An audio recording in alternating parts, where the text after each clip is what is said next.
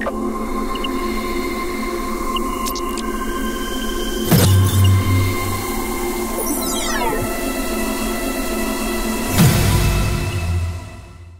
where is the best club in Prague, but I will start with something. I have a PhD on that now. Yeah.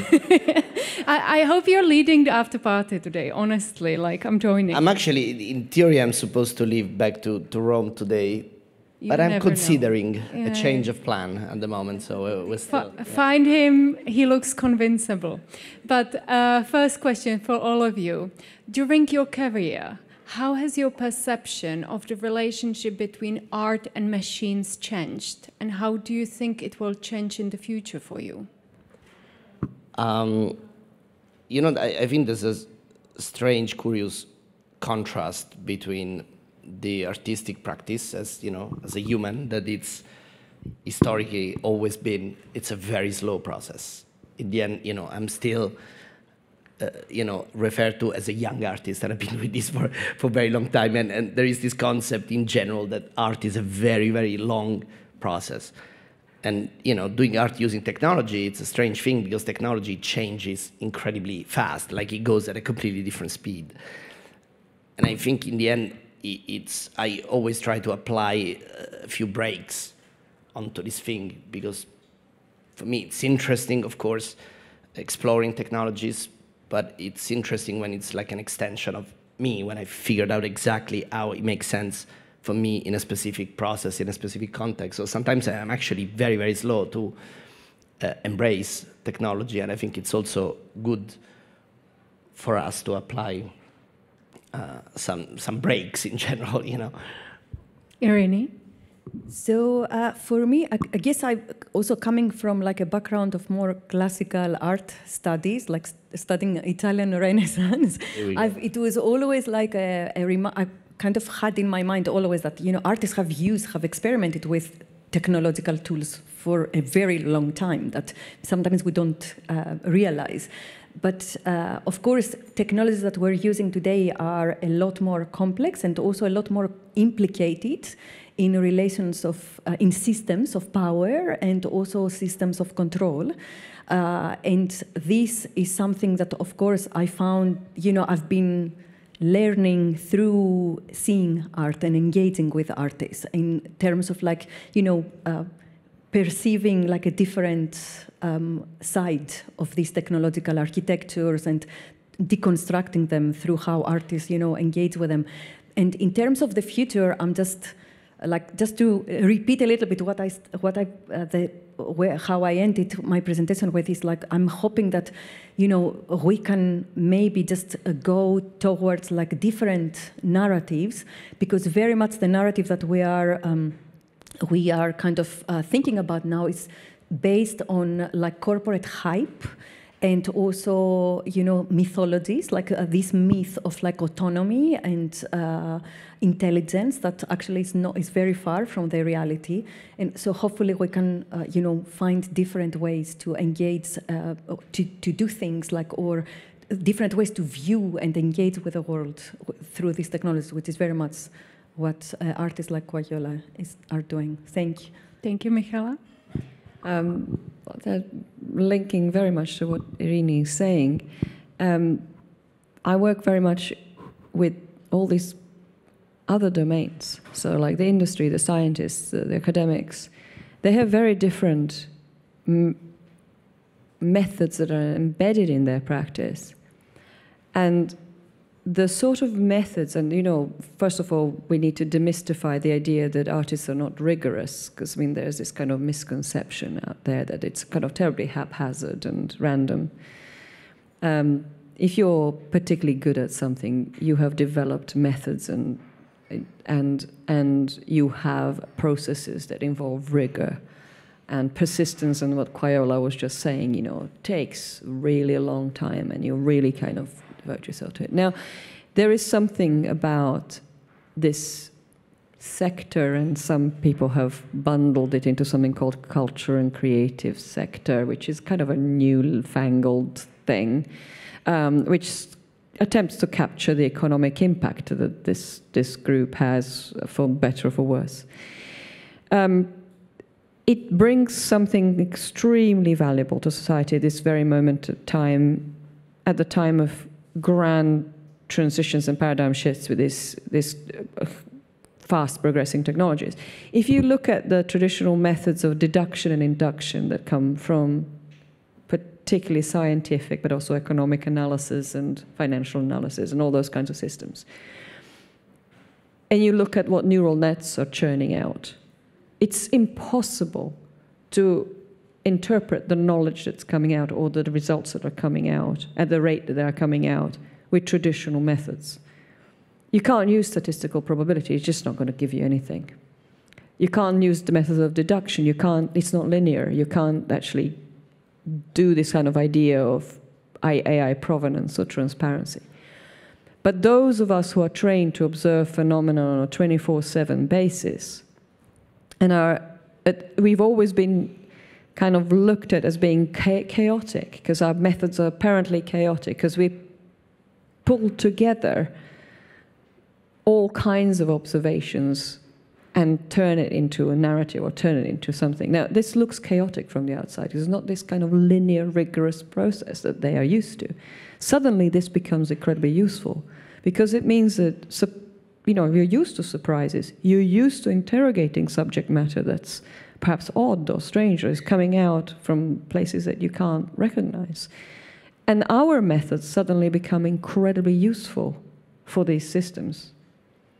And therefore, lots of people have actually jumped in with inviting these communities on board to help them make sense of things, because we are at the moment where these methods really help you make sense of the results that are coming out of new technologies. I come from a linguistic background, and I recognize words a lot, and I pay attention a lot to them. And I realize that we sometimes talk about AI as a human. It has a name, and we are kind of giving it human emotions in a way. And on the other hand, we tend to talk about it as technology or a tool, and there's kind of like very interesting, like dichotomy almost like happening here. And I think that's kind of what you're addressing as well. Partly, I mean, I think the idea that the AI is human, I mean, this is kind of, it is a little bit simplistic, because it is the way we are projecting our mental models onto it, and then we turn it into something anthropomorphic. It's not really what it's best at. It's a bit kind of, it's a bit like, when the first thing you do with a film camera is to film a play, because you don't know what else you can do with it. You can't kind of chop it into bits and create special effects and do something completely different. At that moment, you don't know. So you turn to something that you know. And I think that's what we're doing with it. And I don't think that we're not even scratching the surface of what that new medium, because it is, after all, a medium, what it's really good at. It's that kind of McLuhan scenario, the old kind of paradigm. So I think that when we talk about it as human, it's just because we tend to be, as society, we sort of, when we are lost in something, we tend to put a face, usually with white hair and a big white beard on it, That's kind of what we transpose onto these things. We have put a beard on it. Can I add something on this, just to be a little bit of a devil advocate? So, but somehow I'm very much devil today. But I think that there's this idea that while we are trying to understand and process what is happening, with every possible great, amazing strategy, from different views, there is also this thing that we got the perception, of how disruptive technology can be. We are living like pretty crazy drama with like social networks and things that nobody even expected. When you look at certain fields, like for example pharmaceuticals or warfare, despite a lot of stuff that we might don't like happens there, but still there is a sort of regulation, a sort of system in place to be able, like I wouldn't imagine a startup, developing their new ecstasies and giving them free, at the kind of launch party, you know what I mean? There are certain processes to go through in certain industries, like pharmaceutical, for example, things are studied, there are things, and at the moment what we have, in the sort of Silicon Valley kind of mentality of startup and acceleration, all of these things, that there's nobody that is checking. We're really struggling, we're trying, but, perhaps we should apply a little bit of brakes, In the end, we can all agree on certain things, atomic weapons, chemical weapons, the certain shit that we agree on a global level. And at the moment, this AI thing, it's really quite crazy. I saw this conference. I wasn't a speaker on this conference. Sam Altman was there. And okay, besides I'm not a great fan of the guy, but hearing him speaking live really gave me shivers, because I said, oh, fuck, are we really our life is in the hands of this guy. Nobody's actually checking and nobody's applying any brakes to it. So that's, I guess, another point that to me is a bit worrying. I think we will get back to this with Michaela and the policy making, but definitely, Irini, there's a lot of discussion about medium is the message and, technology shaping art, but is it also vice versa? Yeah, definitely. Yeah, and I think definitely art shapes technology, and that's where, of course, we have one artist here today, but there are many artists that are, showing us how we can use technologies in different ways, like moving away from just one way that was packaged, that how artificial intelligence, for example, is sold as one thing, but there's so much more that we can imagine and do creatively and critically, using AI, but using machine learning and of course other emerging technologies as well. But I think just to use, to paraphrase Olivia Laing as well, an author I've been kind of following for a long time, for me, it's just, goes back to art's role and what art does, which is actually, she says that it's a training ground for possibility, and this is what it is. It kind of summarizes it very much, and what Quayola was saying in terms of this madness, this world that it's this Silicon Valley kind of way of living that is accelerating and doing things very fast without even thinking about the the consequences of what we do, of the things that we create, or how we use technology. I think maybe that's something that art does in a way, is kind of, first of all, one thing that can shape technology is to kind of help us take a step back, maybe just pause for a little bit and maybe think differently. And for me, that's the biggest kind of change when it comes to how art shapes technology. I love it how you're talking about how it gives us a time to reflect, time to stop, time to observe around us. What would be the most common themes that you are seeing in digital art nowadays? What would be the most common themes that you are seeing? Because during every time in the past, we would see certain themes. So what are the themes coming up now?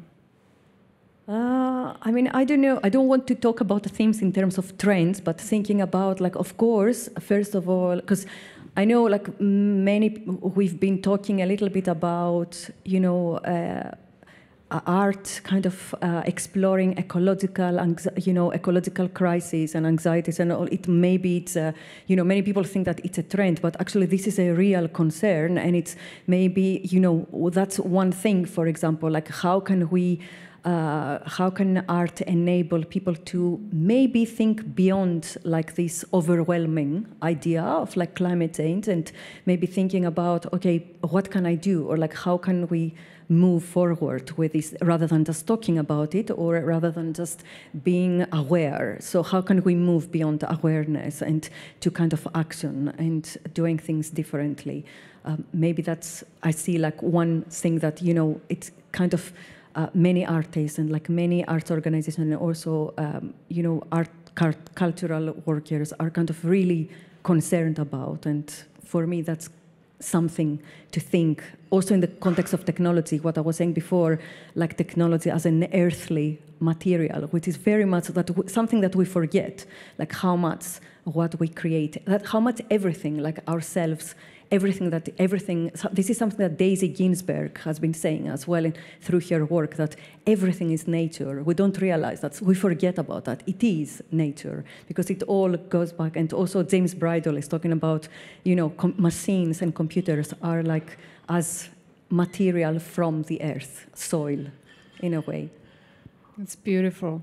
Michaela, how do you imagine the future of symbiosis between humans and machines? I'm actually wondering if we can go beyond human on that one, because I think that I would also build on what Irena was saying, that where we are seeing, or at least in our community in the last 10 years or so, the move towards interspecies communications, and what these huge data sets that you can now collect and the information you can collect, if you actually really do look for patterns in behaviors, in movements, in the sort of the famous bees do a waggle dance. And then, it was just beautiful. Like 3 weeks ago, we had all these big industry guys in the room, and we had people we had a guy who was the co-founder with Tim Berners-Lee of the World Wide Web, Robert Cailleux from CERN, who's 70-something.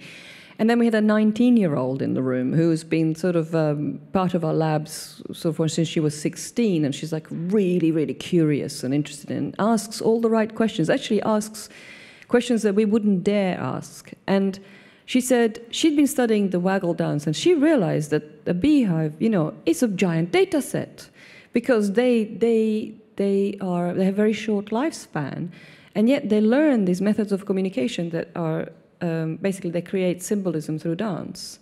And so they communicate with each other through these shapes that they create in the air. And it was difficult for people to observe thoroughly these communications before. Now you create data sets that can actually show you exactly the sort of symbols, and you look at the consequences of those symbols. But what was curious for her was, well, of course that was interesting, but what was then particularly great, in her opinion, was that they actually die out very fast, but they transmit it.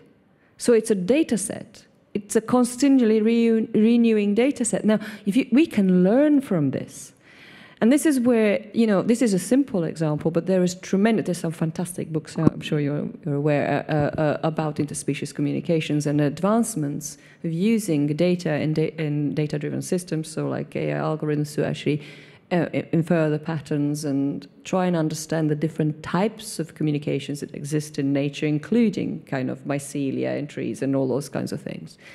And this is where we can learn. This is where we can start to not feel this, that there has been a break with nature at a certain point. And as you say, everything is nature. There's been this kind of, the Age of Enlightenment has brought a bit of a kind of like, oh, there's mind and body, and then there's nature out there. There's been kind of like a strong division of things that we need to consolidate again. We need to start to understand that we're part of, and that we can, in order to understand that we're part of it, we need to understand it better and understand the language. You're a linguist, so you'll understand how important that is. What do you think would be the biggest challenge when we start looking at the world in this way? Bringing everybody with us, because of course, when people don't know that they feel scared and alienated, and then they sort of latch on to strategies that are like extractive and exploitative and try and block this out and saying, animals are just food and whatever, So bringing them into these environments, bringing as many of these, of course there are a huge amount of experts who are on board, but it also needs to start to have a meaning and not just a resonance with them, but for them to actually feel the direct impact of something like this. You need to bring them in. So, as I say, we try and work with big industry. If the industry has ecosystemic approaches from start, then they have to start to include broader ecosystems into their thinking, and the impact on those ecosystems becomes more visible in their plans, in their strategies.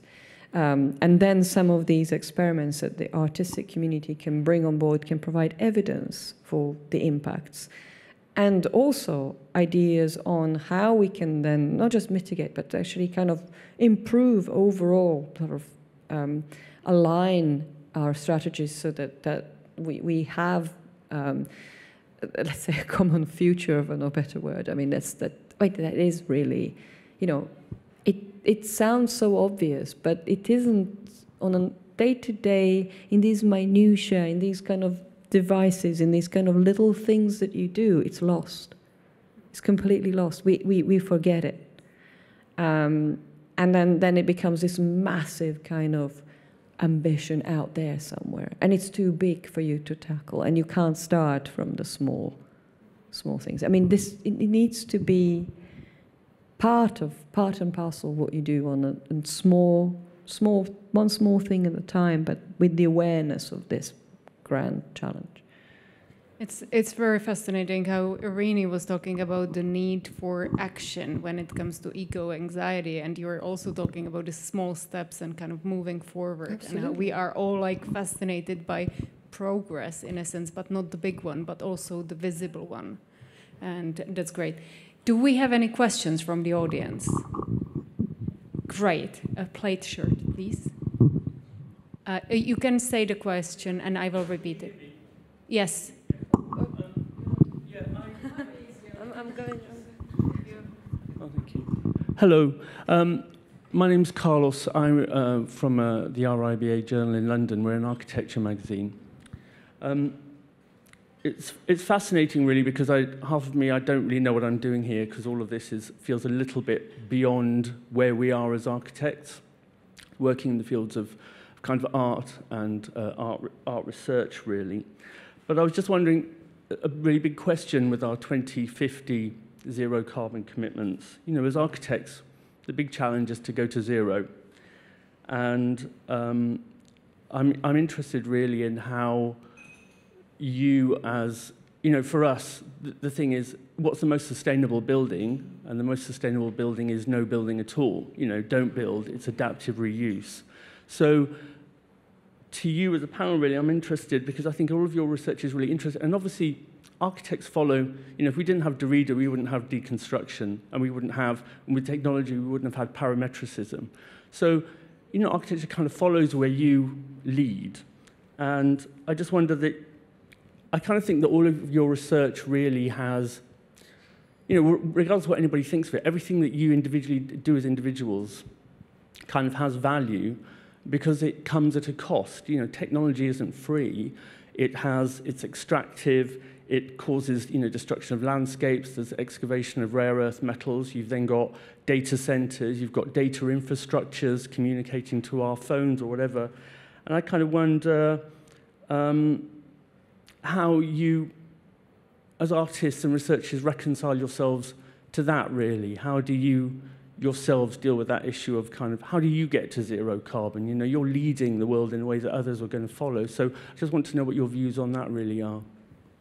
That's a difficult question, actually. Somehow, I think you're talking about things that are measurable in a very sort of analytical way.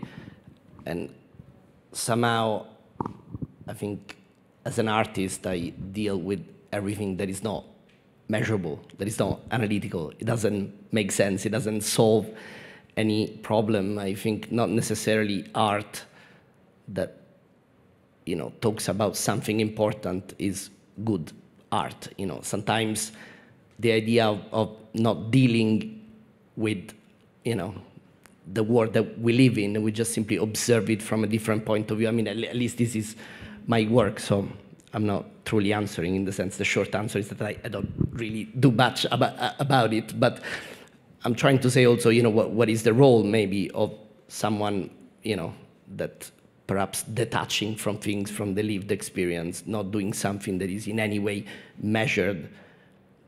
It's also provides his own, you know, inspiration back to the world, maybe.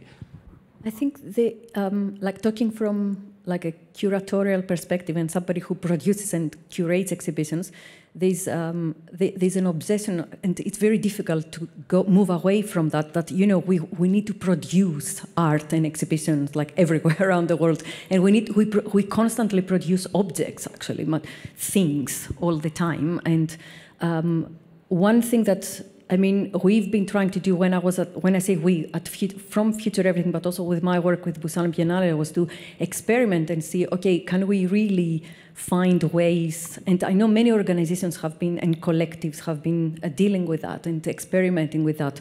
How can you explore, maybe we can make more space for artists to develop ideas, to present research rather than just create objects all the time, which is something that, it's, we've been obsessed with doing, but also how maybe we can, because the reality of the art world is that, it's very far away from like zero. It's like, we move around the world, we move things around the world, we present like big, large scale. Maybe sometimes, people find different ways to do that by creating things locally, or like, not traveling and so on. Like we did an experiment with Busan Biennale at the Sea Art Festival last year, which was, of course, it would have been totally contradictory to ship works over. So we only created temporary installations that we had to recycle and, take back to the manufacturers as raw material. You shipped mine, though, recently, actually. So that was somewhere else, sorry. That wasn't me. So it was like, of course, and that was also a very difficult negotiation to do with the artists themselves, because of course, to say that, oh, you're creating a work without being there remotely based on instructions, but then you're not able to take your work afterwards, it will be destroyed, it will be kind of deconstructed, and that was a very difficult negotiation as well to do. So I know I don't have an exact answer to your question. I'm just saying that there are different ways that people are experimenting, and but I'm not sure if we can really think that we are kind of we're approaching zero. well, there is a law of entropy which doesn't help. I work with architects. So 3 weeks ago we had UN Studio in our labs, and I can tell you, you can ask them, their concerns are very similar to everybody else. I mean, we are all in very similar junctions. Of course, people are working with different kinds of materials and different tangibles and different also parameters and regulations and all sorts of things that you need to consider. But I mean, I also come from a family of architects, so I grew up with jumping between sort of plans lined the floor of our entire apartment. Meal times didn't exist in our house because both my mother and father are architects, so basically it was chaos. It was just architecture and nothing else. You can't really eat architecture, but you could try. And so basically, I'm advisor to President von der Leyen on this initiative, New European Bauhaus, which you may know about.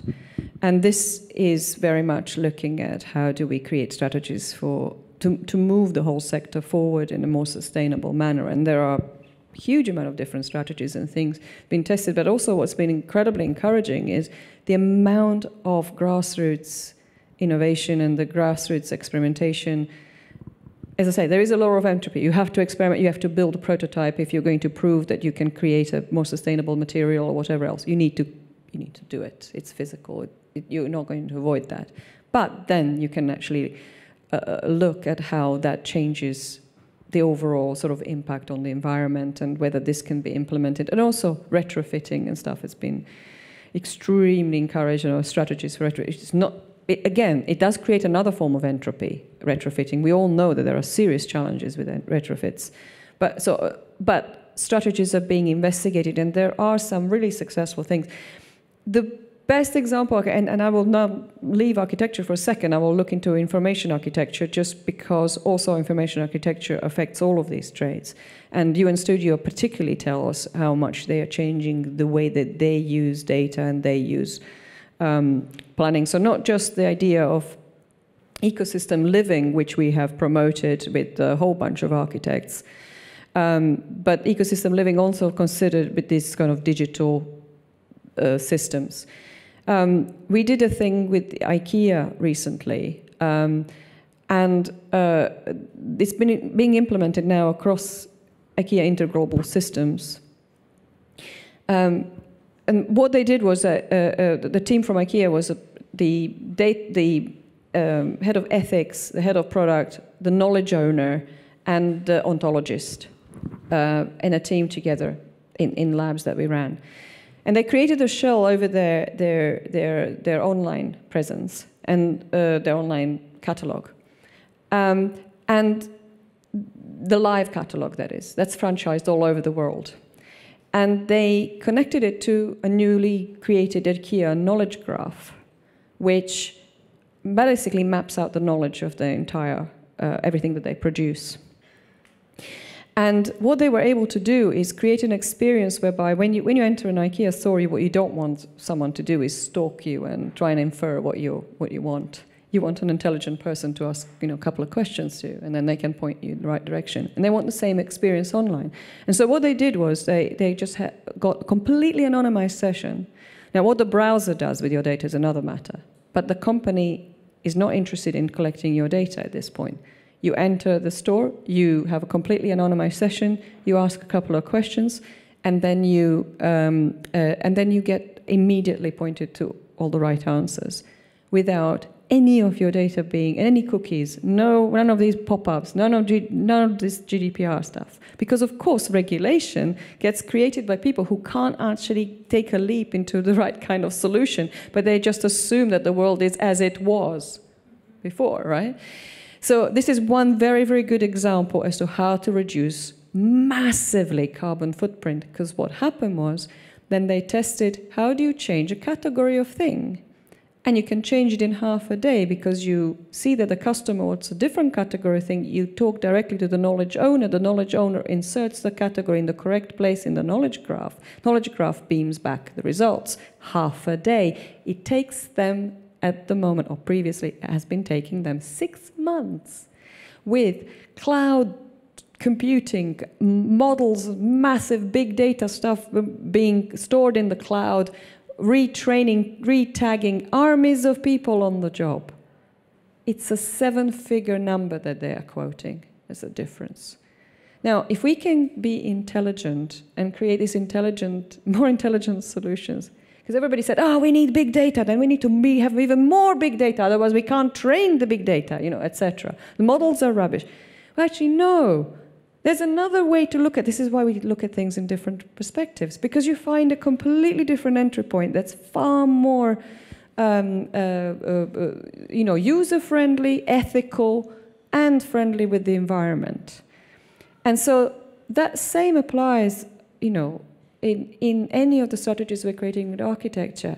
We are perhaps not always looking at things from the right direction. We are used to systems being a certain way. We're used to certain materials being supplied, etc. We've created vertical integration of knowledge in what we call glulam, which is like the laminated wood. The references to the licensing from all the producers and seeing where the waste goes. And so we can now track data instances of where the waste is going, which was disappearing before. You couldn't see it. So that already is helping us with sustainability strategies. All of these things are possible, but you need to have you need to integrate the knowledge. You need to actually be really intelligent with how you ask the research question or how you frame the problem, and then have the intelligence on board that can solve it. That was a perfect question. We will take 2 more, and I will ask you for short answers. Okay. Yeah. Hello, my name is Maxim. I'm working on drivable music. It's like technology which allows you to control music and sound while you just drive in your car, like doing normal stuff. And for me, the big question is like, nowadays it's so many of technologies are getting every day, and like how we can understand, like, is every technology needs art into it, because like Bic doing this pen for 70 years, it's still working great. There's not so many art, and like how to decide which technology, maybe even like how art, what art can bring to technology, and where is the point to stop now? Okay, now I think the technology here is doing all what it can do to this, like the art doing for this technology all that it can do, that technology can do like the task great. Yeah, so. Questions are getting harder and harder for me actually, but somehow I think there's several levels in which art can, I mean, function, give back to society. So I think to put a nice image on the big pen probably is not so smart. In fact, hasn't been done. The pen works great, but going to visit a museum might inspire the next big pen to be developed. I don't really believe on this thing that you necessarily need to force art into anything. There should be, you know, a context and place for you to contemplate things outside maybe of your normal hecticness, and that inspiration maybe will drive, you know, ideas for future technologies, you know. So I guess the two things are a little bit connected, but they don't need to be so attached necessarily. Let's take one more question from the audience, if there's one. Hi. I want to ask a question about biases, because I sometimes feel that art and people from the artistic background put too much of a challenge on their shoulders, but you answered so brilliantly the question about the emissions that I will risk this one as well. So basically, you mentioned the artists that try to tackle the topic of biases, and obviously we have a lot of artists that try to do it, like Johanna Barari, who challenged the Wide World Web and tried to spread all colors of skin, hands as an example. So when you put a hand to a search engine, it doesn't come up only as white.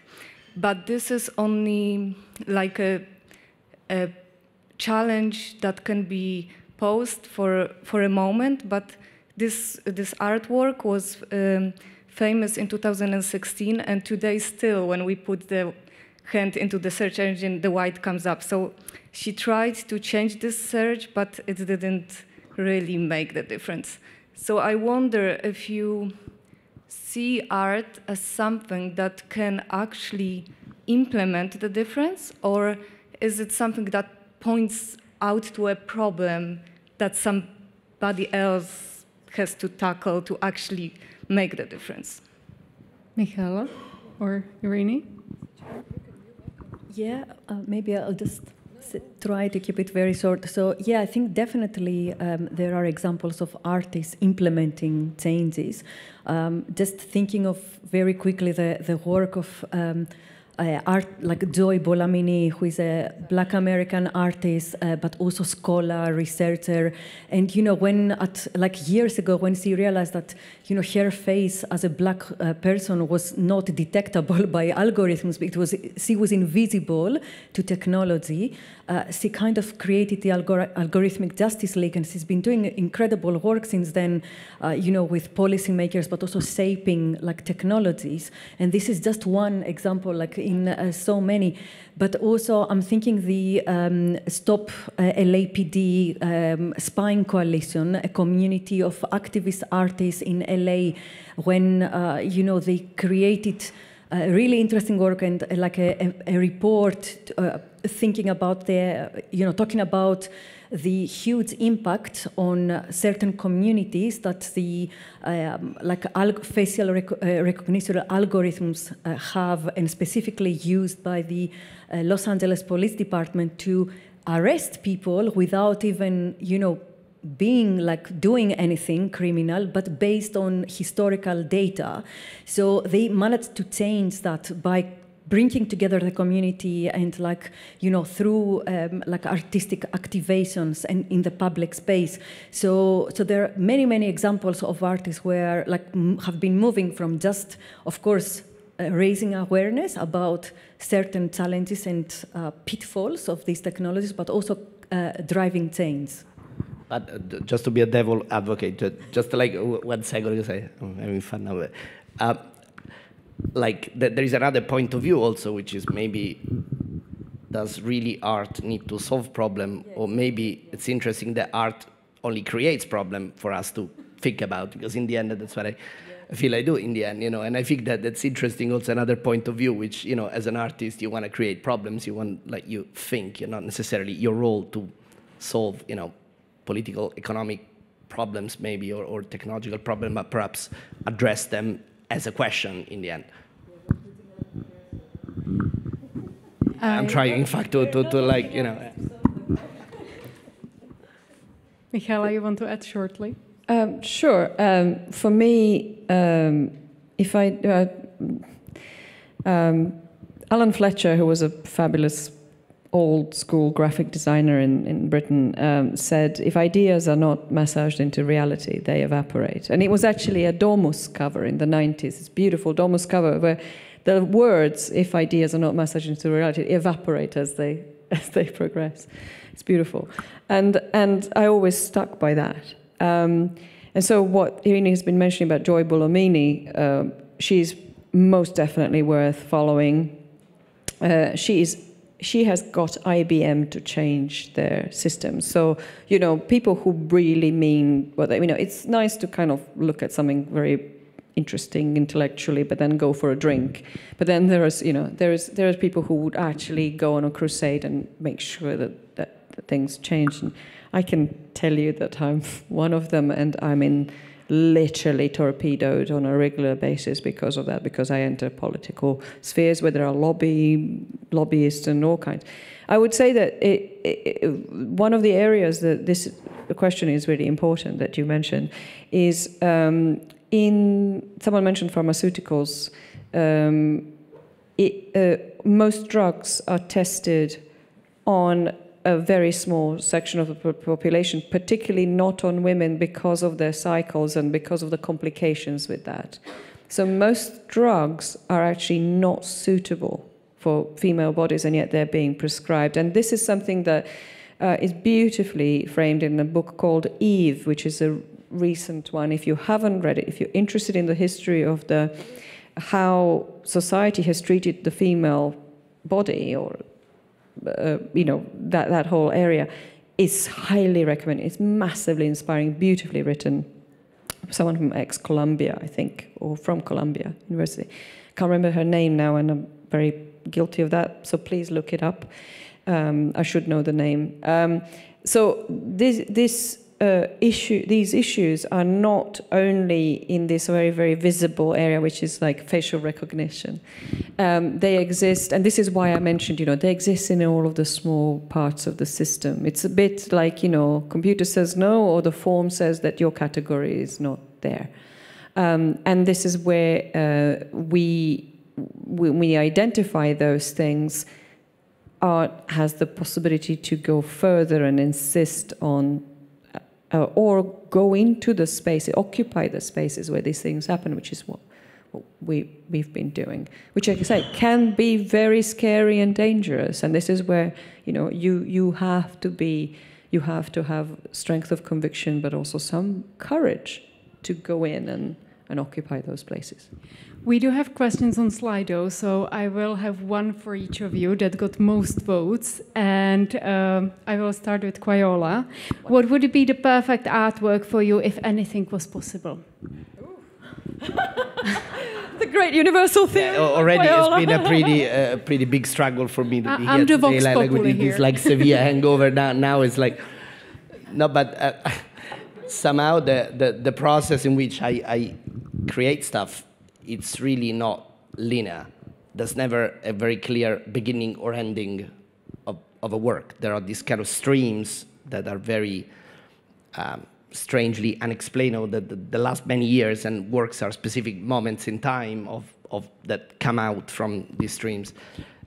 And I think what I don't know, found that in the end, it's how ideas modify over time, So I really don't like to imagine this like perfect thing that I want to achieve. It's like in all of the mistakes that you make or the everyday that you find the very good ideas. So I don't think I have a very clear answer for that, but because I don't think that's the right strategy to create something special in the end, having in mind to do that, Irini, could you give example of an artwork that you have been part of that have had the biggest impact to shift the collective mindset? Oh my gosh, that's a very... We do have a smart audience, Okay, I don't know, Can't be so many. Wow, that's crazy. Maybe thinking of an artwork that, or like an artist practice that I've been, I was able to curate recently, and thinking about innovation in terms of artistic research is an Indonesian artist called Ari Bayu Aji, and he has been, he's working with textiles, but also with like installation work. But what he's been doing for a very long time now is collecting fishing nets, like all fishing nets from the ocean, and he's been collaborating with communities in Bali, but also in different islands across Indonesia, and they found together a way to kind of pull these fishing nets and the plastic ropes apart and then create like a text, weave them, being able to weave them after like thousands of experiments. And we were able to present this project last year in Busan, where we collected ropes from across the ocean, from the ocean in Busan, and also in his like community from Indonesia, and we brought them together and then created these woven kind of installation. And the reason, one thing that I find is really incredible his work is that obviously one reality is that in the fishing industry you can't replace plastic yet. We don't have yet the technology to find a material that is as durable and does the work like plastic. So that's why they still use huge quantities of plastic in the nets and rope. And we end up with like huge quantities. Also in farming. Exactly, yeah. So absolutely. So he's kind of, finding ways for this wasteful material to become valuable, and he's using it to in fashion industry actually now. So which is amazing, not just art production, but actually in fashion industry, and it's a real innovation that he's doing. Perfect. And the last question, Michaela, how can we engage the public in the connection between art, technology, and science? Oh, that's a simple question, actually. We have been including, define the public. I mean, this is, people say, or in the European Commission, they go, the citizen. I'm going, where is this citizen? It's like, so hang on, you are not the citizens, or the industry are not citizens? I mean, who is the citizen? So are you talking about people who are on maternity leave and people who are retired, or are you excluding anybody who's working in productive society? I mean, we are all citizens, okay? So the public is not the passive spectator. The public are all of us who have agency in shaping our world. So that's the first kind of misnomer. So can we just park that one? And then the question is that you bring in all of these people with all of these backgrounds. So if someone has just come back from maternity leave, for example, they have amazing insights that they can bring to society. Amazing, really important ones. I mean, what's more important than sort of like starting life and nurturing future life and stuff like that? So all of these experiences and for areas of expertise that people bring on board, we have been connecting, let's say, and then I'm not just talking about not just our labs, but this has been the strategy in this kind of initiative that we've been running, by connecting people from experimentation, from grassroots, from communities that come together and start to prototype and start to experiment and see what the impacts are of the humans and machines and the whole interaction with all the systems, and then feed that directly to high-level policy as evidence, so that we don't have this kind of people sitting around tables conjuring up some narratives, but actually have evidence on the table. And then they can generate more mechanisms and more initiatives that can feed more of this kind of activity. And then, my view of this is that if every single person on the ground can up their personal or project development through this process, we have a phenomenal societal transformation. So this is the optimistic view. This is without the torpedoes and all this other side who want to keep things as they were. But this is the progressive view, that we can actually involve the whole of society in this transformation. And I believe in it because I see it. I see it from what we do. So it is possible. It is possible. That's the last word of this panel discussion. Michaela, Irini, Kwaiola, thank you. You were amazing. And you have until 1:30 for lunch. I'm sorry for running later, but you were amazing.